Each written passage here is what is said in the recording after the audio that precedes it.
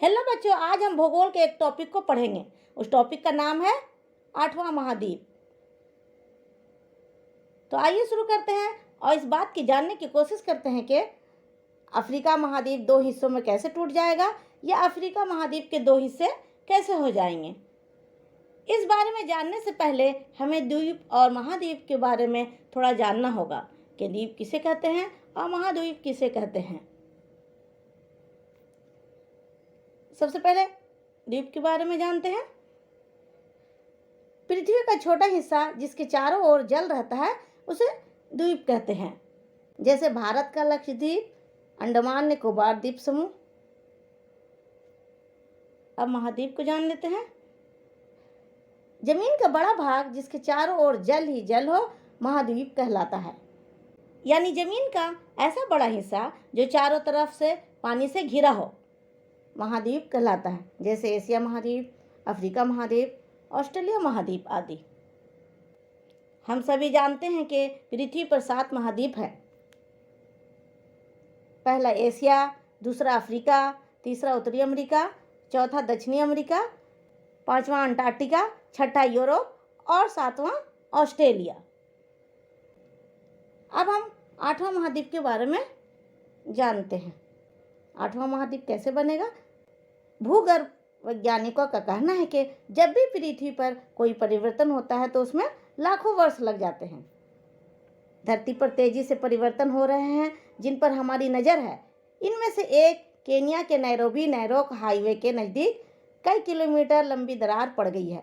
अभी हाल ही में यहाँ पर धरती के टेक्टोनिक प्लेट्स में हलचल हुई थी, जिसके बाद से कई मील की दूरी तक दरार पड़ गई है। यह दरार अफ्रीका महाद्वीप को 2 भागों में बांट देगा।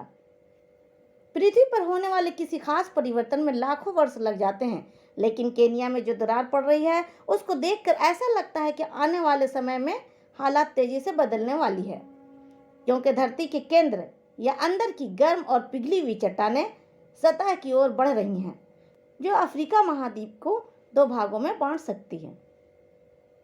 दरार क्यों पड़ रही है। धरती का लिथोस्फीयर कई टेक्टोनिक प्लेटों में बटा हुआ है। ये सभी प्लेट्स अलग अलग रफ्तार से आगे बढ़ती जाती हैं। लिथोस्फीयर के नीचे स्टेनोस्फीयर होता है और यह प्लेट्स इसी स्टेनोस्फीयर के ऊपर सरकती रहती है, और स्टेनोस्फीयर के बहाव और प्लेटों की बाउंड्री से जो फोर्स पैदा होती है उन्हें डायनामिक बनाते हैं। ये डायनामिक फोर्स टेक्टोनिक प्लेट्स को कभी कभी तोड़ भी देती है, जिसके कारण धरती में दरार पैदा होती है। इसी तरह की दरारें अफ्रीका महाद्वीप में देखने को मिल रही हैं और यह दरारें धीरे धीरे बड़ी और चौड़ी हो रही हैं। इस इमेज को देखिए। इस दरार की वजह से सड़क भी टूट चुकी है और इस दरार को बड़े बड़े पत्थरों से भरकर गाड़ियों को पार किया जाता है। अब अफ्रीका महाद्वीप के 2 भाग कौन कौन से होंगे इसे देख लेते हैं। यह दरार दरअसल पूर्वी अफ्रीका की ओर है, दक्षिण में जिम्बाब्वे की ओर और उत्तर में एडन की खाड़ी से 3000 किलोमीटर की दूरी पर फैला है। जब लिथोस्फीयर हॉरिजॉन्टल एक्सपेंशन फोर्स यानी क्षैतिज विस्तारित बल के नीचे होता है तो यह फैलती है और पतली होती जाती है, जिससे रिफ्ट बनता है। रिफ्ट होने से यह भाग टूटेगा। रिफ्ट क्या है इसे जान लेते हैं। ऐसा इलाका या क्षेत्र जहां पर भौगोलिक प्लेटों की चाल के कारण पृथ्वी के भूपटल और स्थल मंडल खिंचाव से फटकर अलग हो रहा हो। इससे धरती पर उस क्षेत्र में भ्रंश बनते हैं और यही भ्रंश रिफ्ट घाटी बन जाती है। भ्रंश यानी फटना। इथियोपिया के कुछ भाग समुद्री तल से नीचे हैं। केवल 20 मीटर जमीनी पट्टी इसको अलग करती है। वैज्ञानिकों का कहना है कि जैसे जैसे दरार फैलती जाएगी तो इसमें समुद्र का पानी भरता जाएगा। इससे एक नया समुद्र बनेगा जो सभी सोमालिया प्लेट्स को दूर ढकेलेगा।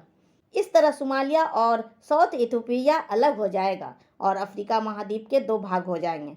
इस प्रकार संसार में 8वां महाद्वीप होने की संभावना बढ़ गई है। इन दोनों मानचित्रों को देखिए। एक में दरार नजर आ रही है और दूसरे में अफ्रीका महाद्वीप 2 हिस्सों में बंट गया है। अब अगले वीडियो में सामाजिक विज्ञान के दूसरे टॉपिक नदी के कार्य के बारे में जानेंगे।